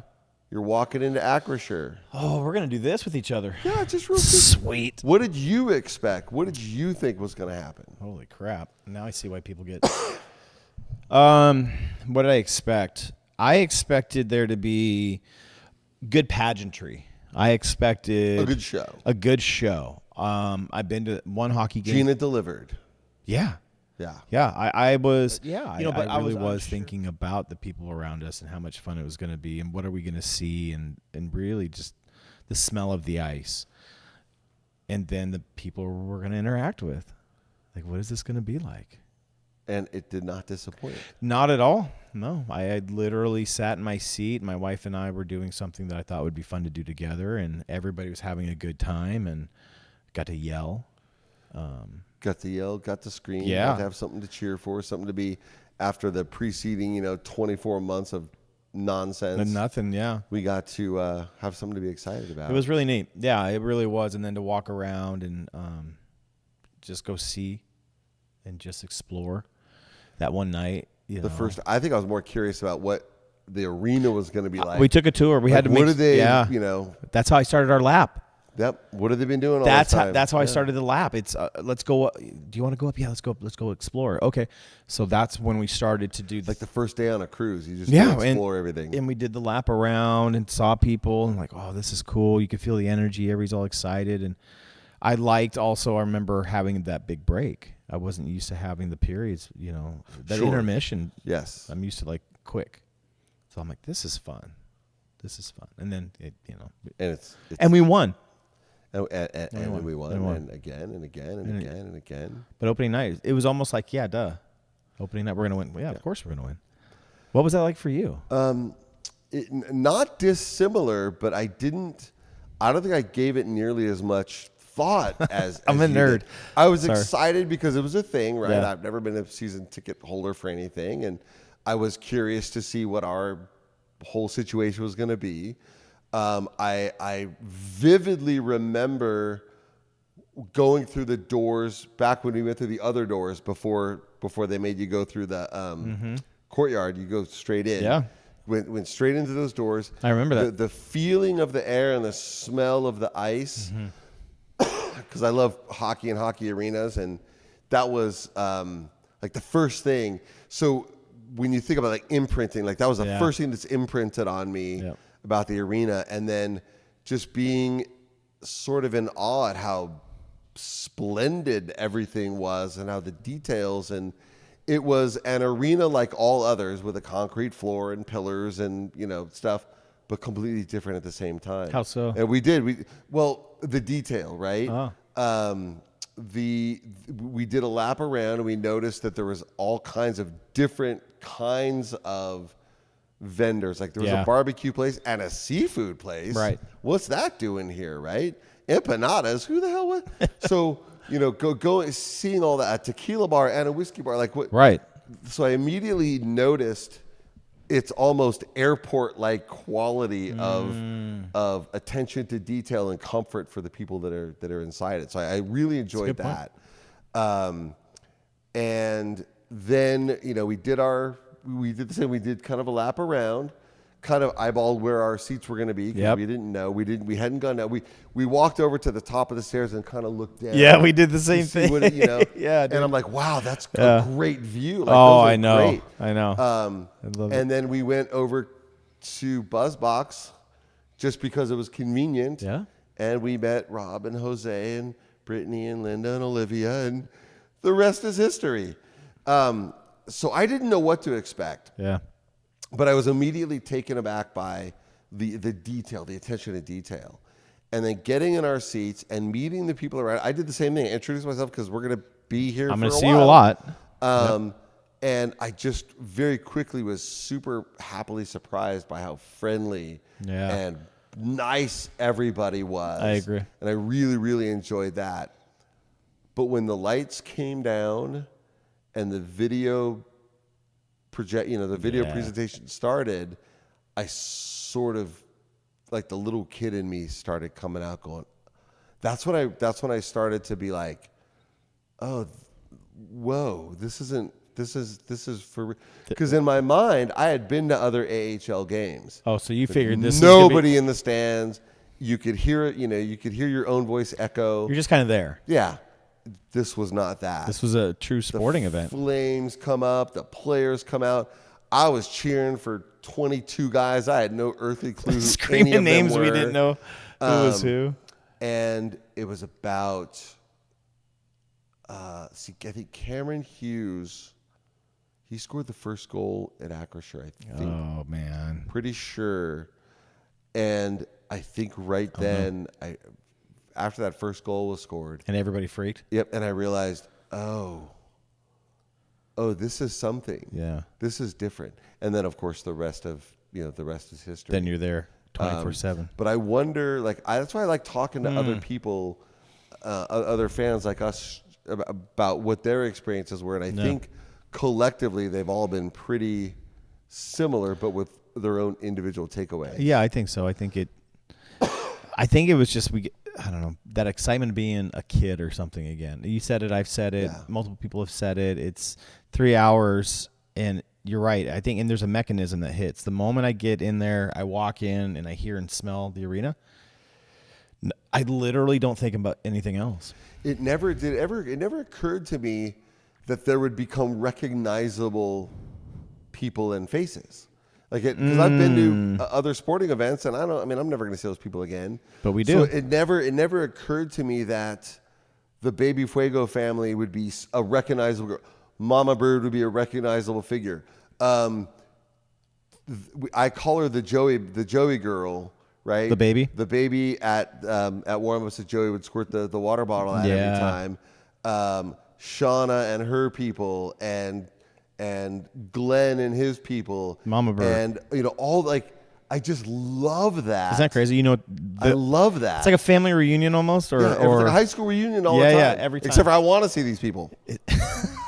Just kidding. If any of my high school friends are watching. Yeah, I think that's a real thing. There's a staple of all that. So okay, I love doing that. The best part of this type of conversation is the same could probably be said about countless other fans just like us. Like there's we're nothing special. We're goofy. Yeah, we're goofy but like everybody you've got, else. Like I'm sure guys recognize Amir. You know, with the hell red yeah. coat. They see him. They definitely see bro. Mama Bird and her stuff. They definitely see the Rudolph and their kids. We're not special by any means. No. And I just love all of it. Yeah, man. And I think that's what I loved about our last episode. Yes. Oh, for sure. I think that's what I loved that. I really had a good time with that one. So did I. Yeah. So did I. Oh, and Ken Duncan, since I was stuck home watching that stupid game on TV, he got a lot of screen time in his Santa suit. Oh, and yeah. his cool-ass glasses. And he's got his bling. He's like the best glasses in the arena. Yeah. And his blinged out necklace. Yeah, dude, that guy's interesting. He's an interesting dude. He could be a whole interview. Just very good. Standalone. I think they all were very interesting. I agree. We had so much fun. I think, you know what I've noticed though, it's just neat to watch everybody relax in the chair.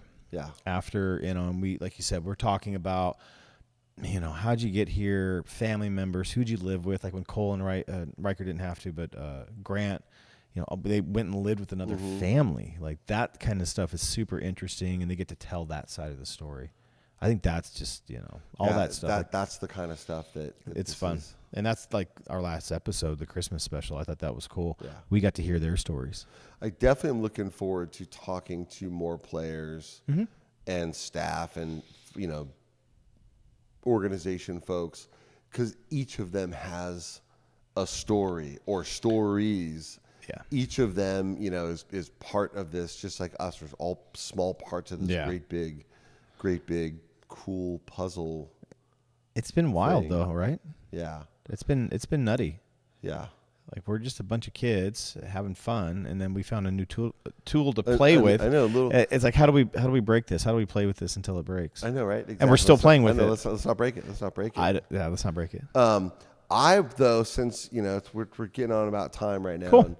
and I want to give some shout outs. And I've done it before, but now people are paying attention. Oh, it's New Year's. Let's do it. So I want to do some shout. And my very first one goes out to the Lewicki brothers and Oakview Group, because they're and I've never met them. I don't know them. I don't know very much about them at all, other than they had an idea. They had the vision. They made it happen. And I think it became something even bigger and better than what they imagined. Maybe this is exactly what they imagined. It was what they were hoping for. I'm sure they were hoping for it, but how do you hope and happen? There's a chasm between the two, and every time I see someone else wearing Firebirds gear who just says hello, because of it, that's you. You did that, so thank you, and you deserve all the props and the kudos for that. And again, nobody's paying us to say that, and that's like legit, just how I feel. Yeah, the front office at the Firebirds, I mean, everybody, the organization, I mean, we've been supported. And without that support, actually, we're probably not sitting here doing a New Year's Eve special, kind of episode. I think it just doesn't go as far as we were hoping it was going to go, but now with that support, it does. And so everybody who's continued to support us, especially there at the arena, of course, and with the organization, just the little things. So it's not like they're sponsoring us or anything. I'm just saying, they've just been very nice to us. Yeah, they could have gone 100 different ways. Yep. But to the extent that they can without creating any conflicts, they seem to have great. Embraced us and welcomed us, and I love it. They've got their own allegiances, and it's all good. No, it's been awesome. You can't fault them, but they've been very good to us. Kettle Mitas, I got to give you a special shout out, because without you, I don't know if that experience is complete. No, and honestly. If you don't know what that is, that's the popcorn family on the south side of the bowl. Yeah, that's been a staple. And I want to say, I thought there might have been something else. But. Well, and by the way, Gladys, the story of Kettle Mitas is a fascinating story. We're gonna get her on, right? We wanted to have her on. There was a calendaring issue, so she couldn't make it. We're gonna have her on in 24. Okay.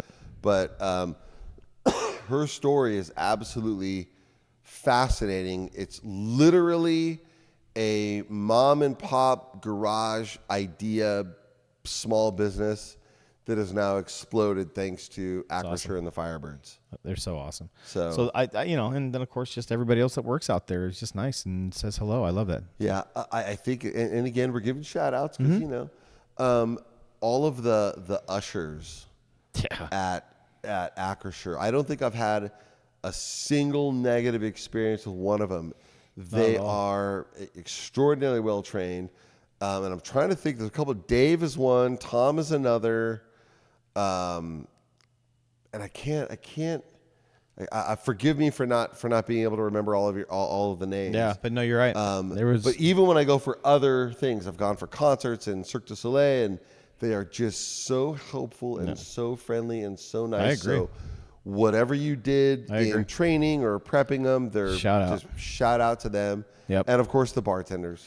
Oh yeah, we love you bartenders for sure. I love my Buzzbox, I'm gonna plug. I'll plug. That guy was awesome. Rod was amazing, and everybody we met there, the mothership there was awesome. Yeah. I mean, dude, that was a great little one. But so it's I don't know. So do we shout out our wives again? We do. No, we shout out the wives. Good job. I mean, it's the new. What are any New Year resolutions? Are you trying to accomplish a goal? So I think I don't do resolutions because I think they're just stupid. Okay.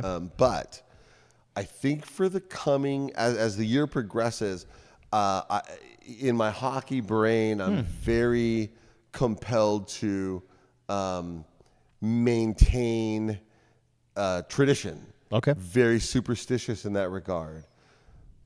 But as Gino Lamont told us, it turns out it doesn't matter. What we wear, how we knock on wood, whatever else we do has zero effect on the game. So I think I might change up my because I always wear the exact same thing because I'm afraid, superstition. So what are you saying? So I might just...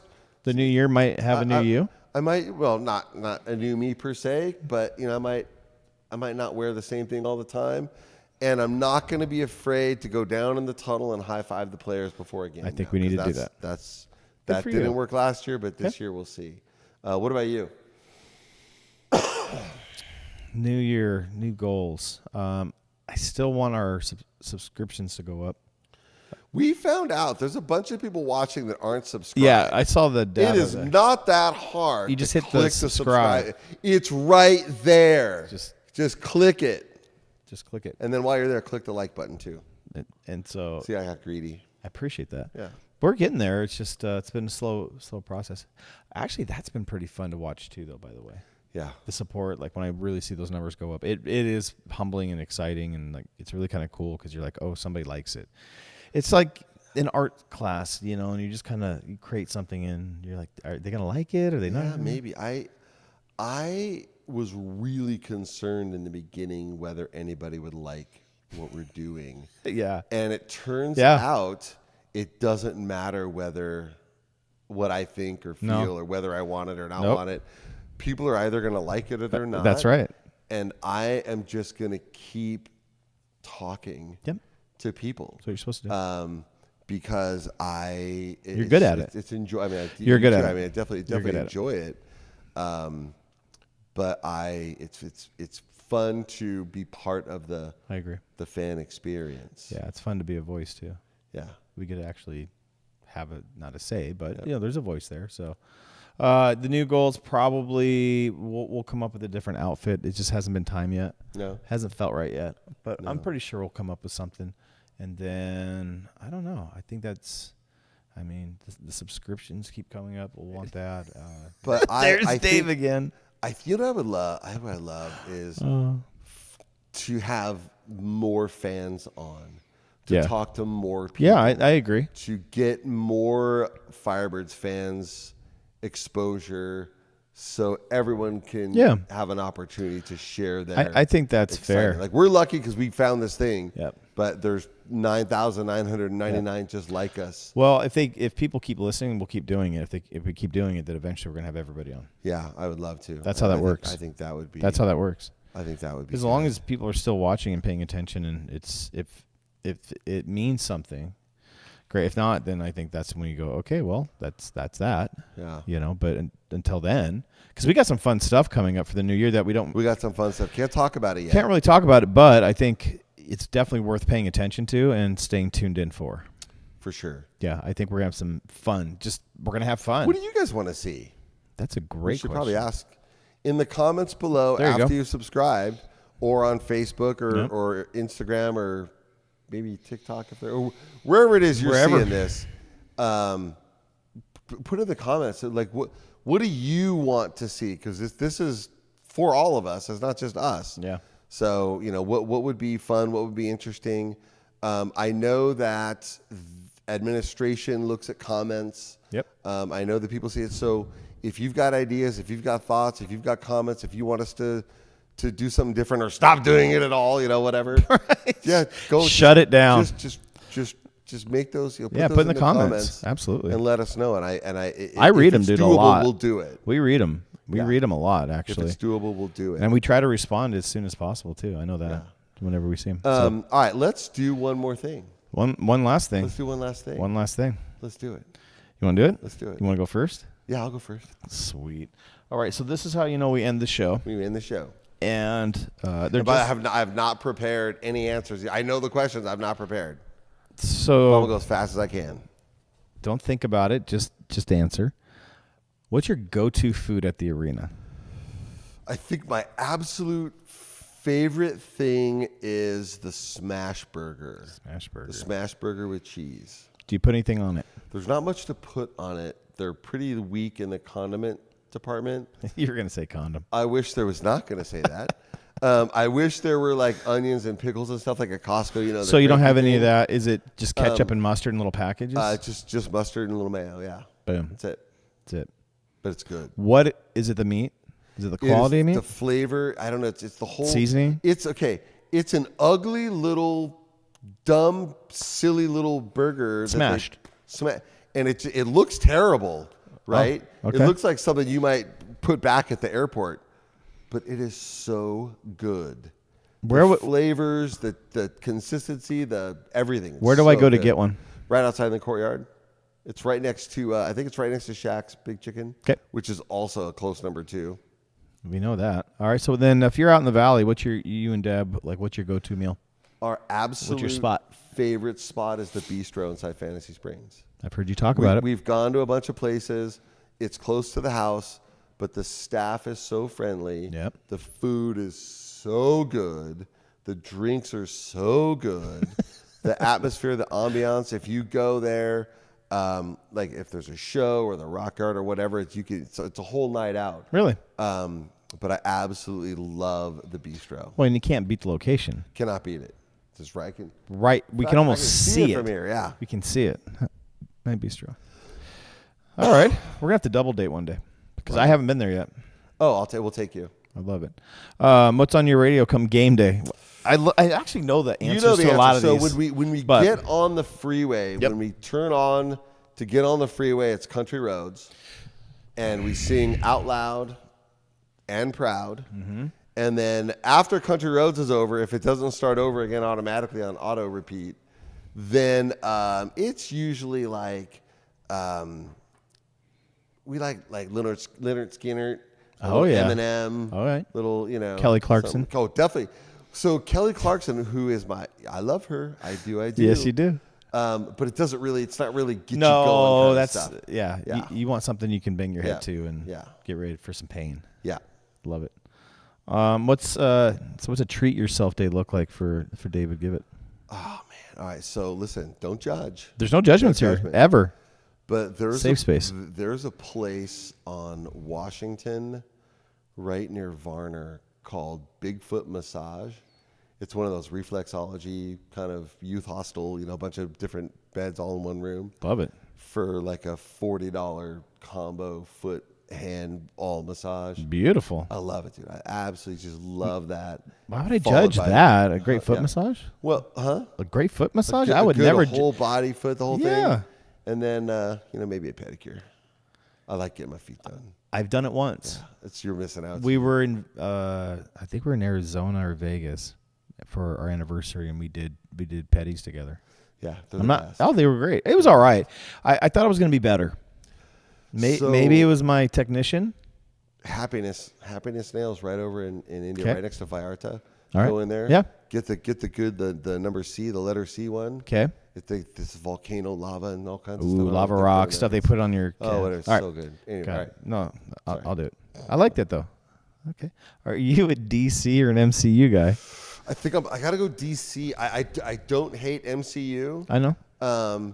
Because Deadpool's MCU, right? Yes. I dig Deadpool. It's all good. But I'm a DC guy because I like a little bit darker, more, Well, DC's dark. Yeah. Yeah. So what's your jam? Who's your favorite superhero? Oh, Batman. Batman's got the best of both worlds, right? Pretty good. He's like super rich, could have whatever he wants, do whatever he wants, lives his life, but spends his time and his money fighting crime. That's true. true. Fighting bad guys. Yeah. Other than the profession that you do now, lawyering up, other than that, what other thing would you have liked to try or done? I was this close. In fact, I just visited and toured flight safety in Vero Beach before I got the job. I in know that Baltimore, about where you. I met my wife. I was going to be an airline pilot. You love to fly. You loved all that stuff. I love it, but we have an agreement now, and it's no more flying for me. My wife, she's. Can I she's ask too why? scared. Yeah, she's just too afraid of me crashing a small airplane. Really? So yeah, so that dream I had to put away. But that was definitely something I would like to have done. The other thing would be stand-up comedian. I could see that. Yeah, I can but see it's that. harder than probably any other job. So Sure. Yeah, I'm not trying to work that hard. You really got to want it. Yeah. More than anything. For sure. Yeah. Otherwise, you're in the wrong business. Yep. Yeah. So But you're right. I teach classes now, and I try to. There's some I stage. try to make them humorous and there's funny, stage but, right. Yeah, you're on stage. You got an audience. Yeah. I mean, that's literally what you're doing the entire time. Yeah, I could say All that. right. You're a performer. Well, that's why this works. All right. What's your favorite curse word? Man, I love them all so much. I love all of them. Okay. And I employ all of them. Sometimes It's like this permission together that you're getting, but I like it. But I gotta go with fuck, man, because it's just so utility. Yeah. It is one of those multi-tool words you can use in any situation. You're right. In any way you want. No, you're right. So I gotta go with it. It literally is universal. It fits into any situation. That's fair. But my replacement word is pickles. I say pickles because you try to keep it clean and. Oh, that's right. There's a toned down, watered down PG-13 version. Yeah, so I was gonna say pickles. Pickles. But if you're pickles, if you hear me say that, what I'm really saying is got it. Yeah. Okay. So that's it. All right, give it up. Give it over here. This is weird.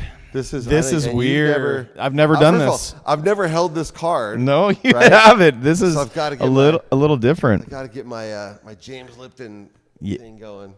All right, here we go. This is okay. All right. What is your go-to food at the arena? We all know it's popcorn, like that's number one. But if I'm hungry, and we've been in those moments where you kind of look at each other, going, "We need to eat," and you're like, "We don't need to pay the power bill. We need to eat." Correct. And you're like, "Okay, I agree with that." I'm going with the nachos. The nachos from the southeast corner. From Yes, the stand. from that stand. I would say I would go to get a Shaq's Big Chicken because initially that sounds amazing. But there's something about those nachos. They stack them high. And it's cheese layered in there. They lasagna-ize that cheese. And they've got some, it's a really creamy cheese. It's not like that cheap cheese you're going to find at A&PM, just out of the thing. And then when you ask for, I get chicken as the meat topping. Yeah. They hook it up, bro. Yeah. And then then do you want everything? And the answer is yes. Yep. The answer is yes.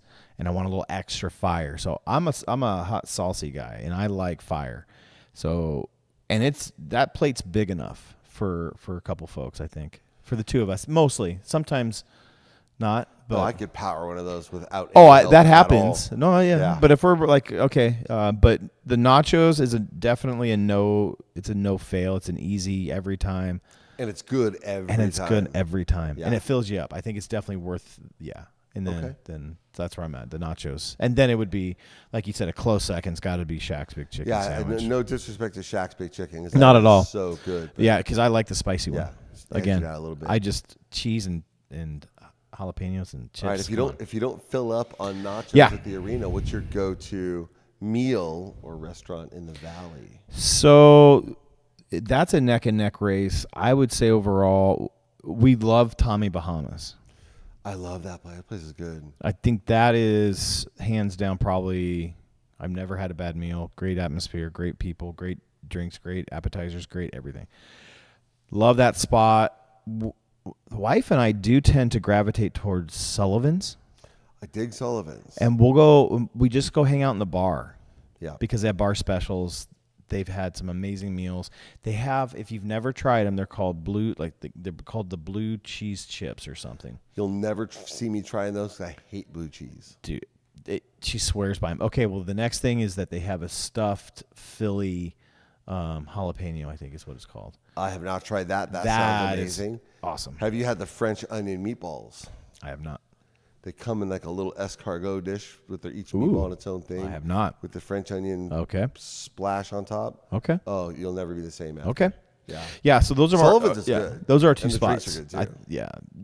My wife agrees. Yeah. So yeah, those are it's a toss up. Like coin toss, either one. I'm happy. All right. I'm good. What are you rocking? I know exactly how far your drive is from home to the arena. Yes, sir. I know what route you take. What are you rocking on the radio? Sometimes it's top 40 weird, but it's weird because I'll put in 2010 top 40 stuff just for like the 10 throwback. spot? Yeah, and then it gives you kind of like a retro feel sort of throwback. But mostly Wait. You just said 2010 and retro. I did. That's retro, man. How old are we? Like, well, what the top year is 40s, this? it's like they're one-hit wonders, so they move rapidly. man. Listen to it. Throw in 2010 top 40s, and you're gonna be like, I have not heard that in a minute. That's been forever. But what a great We're getting jam! so old. I know. I embrace it, bro. Every decade, I embrace. But definitely, it's gonna be some R&B, some hip hop, that kind of stuff for sure. Okay. Something to get you going. Yeah, absolutely. All right. How does Kyle treat himself on a treat yourself day? It's a great question. You wrote it, so yeah, it's a very good question. Yeah. I treat myself day kind of looks like a cigar lounge situation. Okay. I love Agua Caliente's got a great pivot. It has a nice area where I just sit, can relax in big leather chairs. There's TVs, hang out with my buddies, smoke cigars, drink coffee, and just relax. And then probably either I would start there or end there, but somewhere in between would be a round of golf. Okay. Where do you like to play? I really enjoy the Marriott. It's a fun course. It's beautiful, really well maintained. Andalusia is probably one of my top favorites for just the view. And, I played at PGA. I played quite a few of those. Andalusia's got an incredible view, incredible setup. So I think that's my favorite. But you'll catch me a lot of times at like Indian Springs right there off of Jefferson. And, sure. Yeah. Yeah. Big Rock. The Big Rock. You will not. I think it's interesting and fun, but I'm not very good at it. My son and I will play. My son and I like to play, and I like to play with my buddies, and when everybody's in town, and it's fun to do. I think it's a good way to kill time. Like I'll go swing a club if no one's depending on me for anything. I love a good tournament. Yeah. So. Yeah, I don't even bother taking the scorecard out of the steering wheel. I just leave it there. There's 0 point in me keeping score. Oh, yeah. We can play together. Yeah. Oh, for sure. We're fine. I'll bring I got a whole big bucket of balls, and I'll probably lose all of them. Let's ride. Now you've asked this question 100 times. I don't know your answer. DC or MCU? I'm an MCU guy. Why? I don't know. I think honestly, growing up, I probably would have said I'm a DC guy because I grew up in the era of when Superman, what was his name? Batman? No, I know Batman. I'm talking about the actor that played Superman, Christopher Reeves. I grew up watching that on VHS, as a kid, and you're like, Superman's awesome. You didn't see it in the theater when it first came out? Not exactly, no. that's where we start to. There's a small division, but there's a division. Yeah. Sorry, man. Yeah, it's all right. Sorry, it's not much. It was good in the theater when I it came bet. out. I am of the age of where I did see a couple Star Wars in theater, but I was still. But not any of the first three. The first one, no, absolutely not. The second one, I think we did, and the third one for sure. I remember at the drive-in watching it. Yeah, but no, bro. Young guys, dude, you're killing me. I don't know. I'm not quite. It all depends on who you ask. I'm like the middle child. I'm at that stage of life where it depends on who you ask. Anybody 30 and younger are gonna be like, "Oh, dude, you're old." Anybody 40, 50 and up are looking Watch at it. like, Better watch it. they're like, "No, man, you're good." So, who's your favorite superhero? I gotta go with Iron Man. Because Batman was on my list when I was a DC, but when MCU started doing all their stuff and Spider-Man and all of that, I was like, I'm all in on MCU. So I got to go with Iron Man. Iron Man's good. Iron Man is like the Batman of the MCU. He is, and that's why. And I think he's a little sleeker. He's not as damaged. He's not quite as damaged, and his quirks are pretty funny. And to me, they are. And I love the flair. I like the flash. I like the money, and he's not afraid to show it. Plus, the tech is ridiculous. I love good tech. I do love good like tech. Iron Man. Not gonna lie. I'm telling you, his tech, the watches, like I need all that in my life. I keep saying, like my phone will come up and say Tony Stark on it because I aspire some days to have all that tech. Someday it'll all be just regular. I can't wait. Yeah, I'm so excited, man. Yeah. I've done some things to. Anyway. All right. Other than what you are doing now, and other than anything you've already done, what other profession would you like to have tried? That's a great question. Or done. I love this question because you're kind of getting to play the genie. What if I lived a different life? Like, what would that be? I always thought it'd be cool to be like a musician, rock star, sort of. Okay. I grew up watching a lot of that, and I always I thought that would be fun. But kids in the 80s always wanted to be on TV. So a talk show host I thought would be a great gig. Right? I thought you're kind of doing it. I'm kind of doing it. I'm living out a little part of my childhood dream because I grew up. That's back when the talk show hosts, they come on a certain night. There's only a handful of good ones, and they're funny, and they get to just kind of have a good time for an hour, and they get to ask questions. And I always thought, you know what, that would be fun. It's a good gig. I think it'd be a good gig. So there aren't any really good ones out there that I can think of. I mean, you got to, the Jimmy Kimmel's, he's a douche. I'm just naming it. I'm trying to name. They're not like they were back in the day. They're not. They're not Johnny Carson. That's what I'm saying. Yeah. Because Johnny Carson and even Jay Leno, he was all right. He was good. Jack Parr, they didn't get involved in anybody else's business. Nope. They did their show. They had their fun, and they shut the hell up. Yep. They're all so vocal now about everything that I think it's a distraction. Anyway, it doesn't matter, and it doesn't matter to me what they're vocal about or what position they have. I don't care about it. That's not what it is. Right. I don't want to know. I just want you to talk to Kelly Clarkson and tell me about her. I want you to talk to David Blaine and get a secret something out of funny. him. Give me something. But that's it. Let's not get into the Although political. Kelly Clarkson, she has a good show. Yeah. She has her own show. There you go. I don't watch it because I'm during the day, but yeah, and I don't know what I would do, but I think you'd be great. I thought it'd be fun. I just thought it would be fun. I just thought that would be a fun job to do. So yep, I think that's for me. That'd be for me. All right, here we go. What is it? Ooh. What's the favorite curse word? You don't curse that often. You're pretty clean. I try to be. Yeah. I'm growing, Dave. You're evolving. I'm trying, man. All right, so kids, turn down the radio. Nobody cares. It's too late, and nobody cares. Honestly, so I'm with you. I think, except I'm going to deviate. I think a good motherfucker. Isn't that all part of the package? Isn't it a combo meal? I don't think so because you can just say the F word, right? You can just drop fuck, and you can say that, right? And it fits in anywhere, but. Oh, when I mean in any variety. I suppose. I feel like motherfucker's a standalone because you're just like this motherfucker or motherfucker, Or you can angrily say, I don't know. I mean, there's other ways, I guess, of using the word. So I don't know, maybe I'm off, but I just thought those two together combined for me. The cool thing about that one is that depending on which side of the noun you put it, has completely different meanings. There you go. Like that's why I like it. Like this Kyle motherfucker is like, there you go. Or this motherfucker Kyle is like, oh hey, there you go. That's why I like it. Yeah, it's one of those where Yep. you use it will Yep. change up how it feels. Parents, I'm sorry, man. This is the most. Yeah, language if we've anybody, had. please don't judge Yeah, me just around. No hate mail around the language. He asked the question. This is what it is. But yeah, I think it really it drives the point home. Drives the point home for sure. I appreciate you. Man. All right, so I guess I'm just going to throw one out to you, just from me to you. Is what are you looking forward to? What are you expecting? What are you hoping for a season 2? With the Birds? Yeah. Just what we're getting. I think, and then I think we're going to turn the corner. I think there's going to come a moment during the season.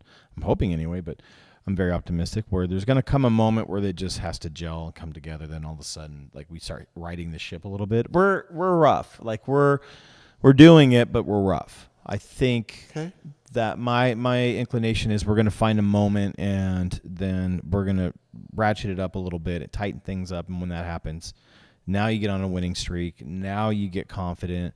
Now you start playing a little differently. People are showing up in a different way. We just got to string some of that stuff together, and we have to win at home.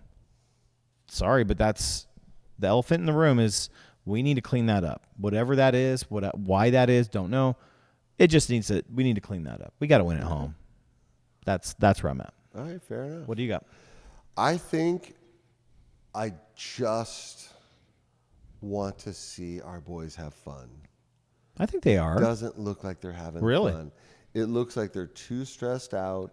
It looks like they're trying too hard to recapture something from the past. And as a humble fan, I would say let go of the past, put it away. It's already done. Forget about it. Last year is not the standard. I say get out there, have fun, take some shots, throw some hits, win some face-offs. Yeah. And just have fun. Okay. And there's 3 faces that I look at every game to determine who's having fun, and that's Cole Lind, who's always smiling. Yep. Cameron Hughes, Yeah. who is almost smiling, and Matt, almost always smiling, and Max McCormick. Max, when I see you smiling on the ice, I know everything's going to be okay. There you go. So just have fun. It's pretty good. Yep. That's That's pretty all good. I have to say. That's pretty good. All right. One more thing, right? What's the last thing we got to do? I suppose, but before we do, I got to say you are awesome. No, you are awesome. I appreciate the it. same about you. I do. I don't. It's just it'd be weird otherwise if there was somebody else sitting right here, and I think also be really weird if there was somebody not sitting in that section. Yeah, it would. It just wouldn't feel right. So I feel the same way about you. I appreciate you. I really do. And I hope for you, and I hope for you, only the very best, happiest, prosperous, safest, healthiest new year, and may the very best of your past be the worst of your future. I like it. Right? Let it be everything good, and just decide that it's going to be good, and it will be. I like that. Right? I appreciate you, man. There you go, man. I appreciate you. Seriously. Happy New Year, brother. Happy New Year. Happy New Year to you. And go Birds. Go Birds. Go Birds. Well, that was fun. If you're enjoying the Firebirds Fan Zone podcast on YouTube, be sure to drop a comment down below and hit that like button. Also, remember to subscribe and turn on notifications so you never miss out when a new episode drops. The Firebirds Fan Zone podcast is available on Spotify, Amazon, Apple, and a whole bunch of other podcast platforms. So however you get your weekly dose of the Firebirds Fan Zone podcast, we invite you to share it across all your socials. And you can follow us on Instagram at Firebirds Fan Zone Podcast. And on Facebook, just search, guess what? Firebirds Fan Zone Podcast. The Firebirds Fan Zone Podcast is brought to you by Kyle Garman Realtor. Whether you're buying or selling, whether it's for your forever home or that quiet desert vacation getaway, Kyle Garman and the team at Keller Williams have the experience and skill to make that process simple and convenient. Check them out today at kylegarman.kw.com. Our podcast is also brought to you by desertdefenselawyers.com, DUI and criminal defense throughout the Coachella Valley. The criminal justice system is scary and confusing, but relief is just a click away at desertdefenselawyers.com. We've been keeping folks out of the penalty box since 2008.